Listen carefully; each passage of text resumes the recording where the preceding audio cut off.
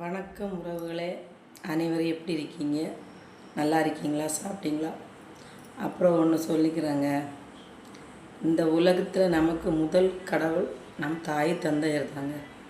நம்மளை 10 மாதம் 300 நாள் வயிற்றில் சுமந்து தூக்கம் இல்லாமல் சாப்பாடு இல்லாமல் நம்மளை கஷ்டப்பட்டு நம்மளை பெற்றெடுத்த அந்த ஒரு தெய்வத்தை ஆயுள் முழுவதும் கண்ணு கலங்காமல் நம்ம அவங்கள ஒரு குழந்தையா நம்ம பார்த்துக்கணுங்க.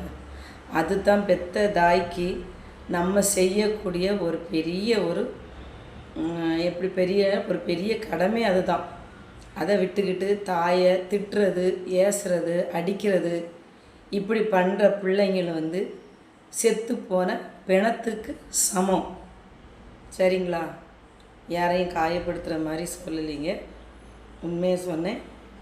பிடிச்சிருந்துன்னா எனக்கு ஒரு லைக் கமெண்டில் சொல்லிடுங்க. ஓகேவா தங்கங்களா?